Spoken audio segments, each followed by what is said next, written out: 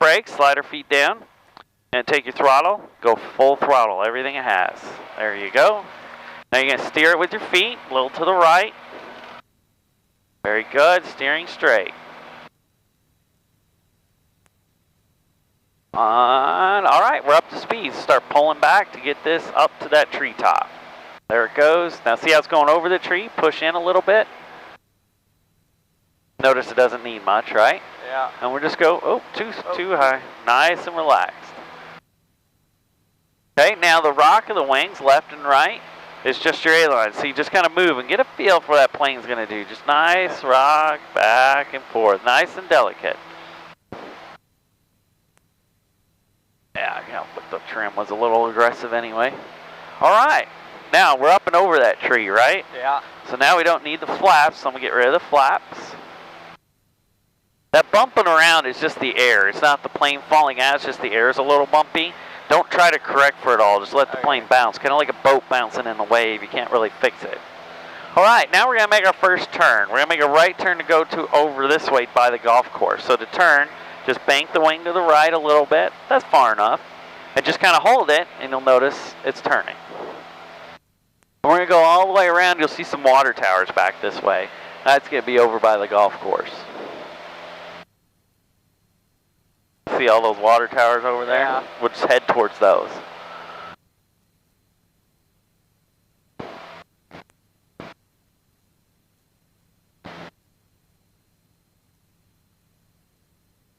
Alright, good. And then we'll just roll out.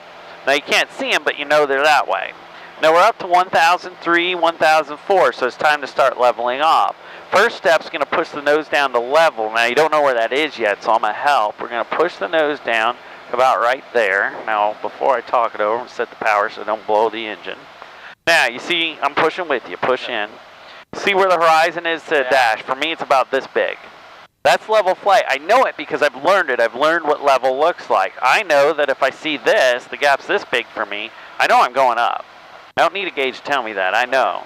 I know if I go right there, I'll be pretty close to level. And I know if I'm like this, looking at all kinds of stuff, I know I'm going down.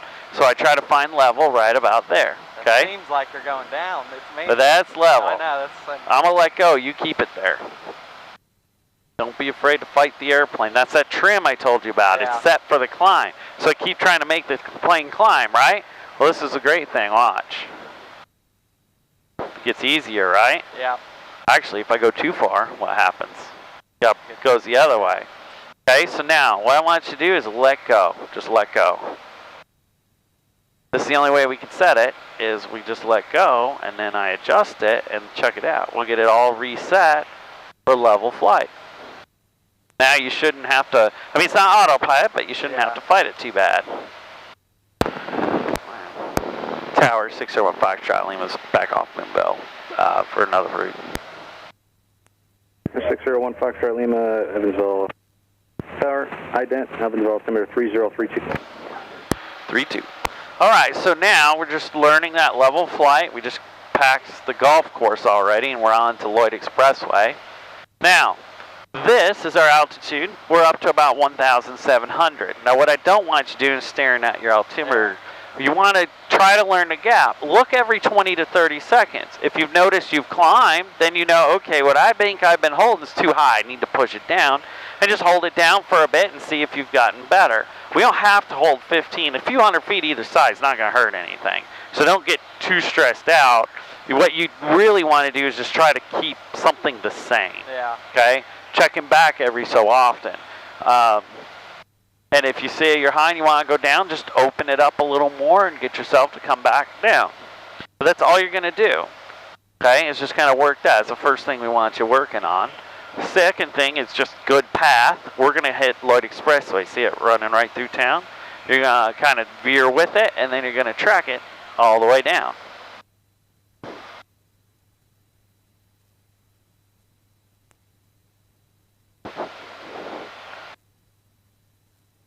Foxtrot Lima, radar contact, 7 miles southwest of Boonville Airport. Maintain VFR, traffic 12 o'clock. 7 miles northbound, Skyhawk 2400, working in the same general area on a photo mission. I'll be watching for him. We're going to stay down low, 601 Foxtrot Lima. 80 Romeo, additional traffic, 2 o'clock, 7 miles. All right, so we're going to turn ahead right with this. Cherokee 1700 VFR. Look for that traffic, 80 Romeo. Nice. Next thing I want you to do is try to fly with just your left hand. Take your right hand off. And that is when you are starting to take lessons, you got to learn.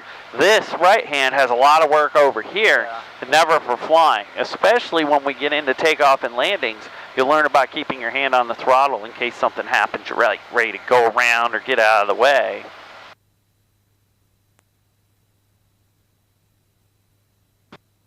All right, now you can feel the sun is creating a lot of thermals. We're down low, so you get a lot of tossing around up and down. 9 Gus 16. And you know, that's standard. That's okay. You just got to get used to it because that's what you get when you fly.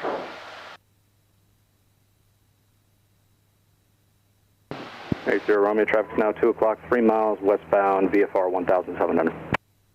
Looking for traffic, 80 Romeo.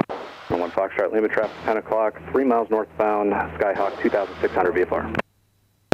We're still looking for Foxtrot Lima. He's just telling us about some plane up over there. He's above us, so I'm not too worried about. Oh, there he is. In sight, 601 Foxtrot Lima. 1 Foxtrot, Lima, road. 80 Romeo, traffic has you in sight. Thank you, 80 Romeo. All right, now one thing you may have noticed as you're trying to fly your highway here is if you point right with it, you keep getting blown this way, right? And that's literally blown it's the wind. The wind is pushing you off this direction, okay? So what has happened is you actually got to, we call it crabbing, or point the nose slightly into the wind. And what that does is as you fly, the plane's trying to go that way, the wind's trying to push you this way. Charlie X-ray east of your and now center line, or can we cut across we're going to run in a straight line right across it. So are you doing that with the rudder, I guess? No, you've already done it. You just turn and try to go that way. Speed on course and maintain VFR. And the wind just stops you from going that way, and your end result is a straight line. Other aircraft calling Evansville Tower, say again. And we just call it crabbing. And that's a big part of like navigation. Let's say we want to go to St. Louis today. Well, you got this wind from our right, from the north. If you aim right at St. Louis, you're going to end up halfway to Texas. Yeah. You won't get there. So you end up, calling Evansville Tower, requesting taxing. It takes 2 to 3 hours before a flight. You get a lot of weather reports, a lot of plans, and you start lining things up, and you see how high do I want to go, what's the estimated winds. We got a little thing we call the whiz wheel to calculate it all out. And then you get an estimate of what it should take to get there. Then you have a map and a line drawn on it, and you make sure different cities cross to the one side or the other. It's a lot of work. Or you just turn the GPS on your iPad and just in 10 seconds you're done. But we learn it the long way first so that you have a good background, know what's going on. All right, well, we're up into 41, downtown, Evansville Regional's right there. You see the big runway right there. So we're going to make a right turn. Morgan's out our right side. We're going to make a right turn and head back with it. So just bank those wings. We're coming around. Now when you bank, notice the nose wants to fall. You got to pull back a little bit. There you go. 3286, proceed via Delta Charlie, impact the other. See the highway that's going back out through the fields this way? Yeah. That's Morgan. So we're just going to follow that out back towards the airport. That's 605 Shot Lima. It's turning back towards Boonville. 601 Foxtrot Lima, Evansville Tower, roger. Now we're going to be headed back into the wind. So what's going to happen is we got pushed this way a little bit. Now we got to fight it all the way back, so it'll take longer. And that's another thing about navigation is sometimes you get somewhere quick, it takes forever to get home.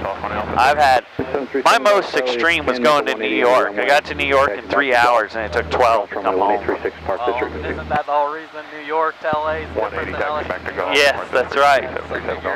Oh yeah, going from New York to LA takes forever. LA to New York is a lot quicker. 1836 Golf Charlie.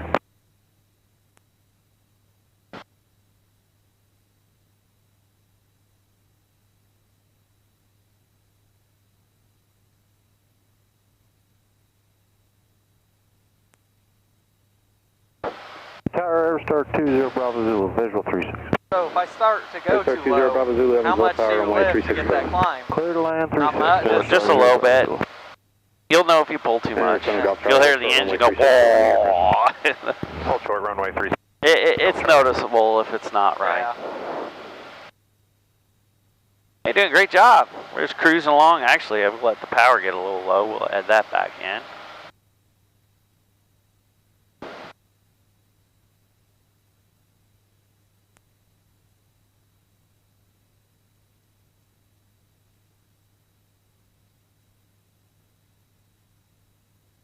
And tower for 737 Golf Charlie, there's a dead bird right at the center line at the 2,000 foot markers. There's 737 Golf Charlie, Roger. What runway is that on? Thanks, Chris. It's on runway 4.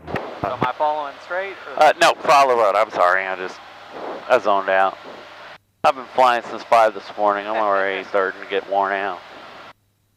Going to 6 tonight, so it'll be a long day. Yeah, getting into our busy season, so it's going to start to get... I'm always busy because I'm really the only flight school that does full-time and actually has a program. Everyone else, you can go to other airports and they might have a flight instructor that does it on the side, and they don't really... You can learn to fly that way, but it's not like a school. It's very expensive because it's inefficient, and you end up flying a lot more hours. Yeah, like my entire program... You know, it keeps getting beefed up. I mean, from a kit to our books, we have training videos that take you through your books. We have in-flight videos. We have these flights that you take of your lessons. I also am building a video library of all the lessons. So not only do you do them, then you can go back and watch how you did, or you can watch me and see me doing it. I mean, it's just so developed now. Yeah, that seems awesome. Oh man, it's like now, it's like if you can't do it with me, then you just can't do it. Because I've really built a system. It's designed to teach people to fly. We got in. Got in sight, 601 Foxtrot Lima. Something wrong with that switch. 601 Foxtrot Lima, Roger, change to advisor frequency group. Good day.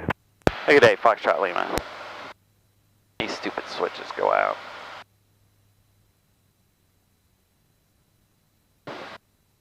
It was just, I had to call Evansville because we were in their boundary. Yeah. Remember I said there's only 4% airports a tower? We happen to have one right there, which is also a great place, great thing about learning where we're at. We don't have the hustle and bustle constantly that eats a lot of time, but we can also communicate with them to learn that regularly as well, so you get the best of both worlds. Because I got another location in Owensboro, and it's at a towered airfield. Those guys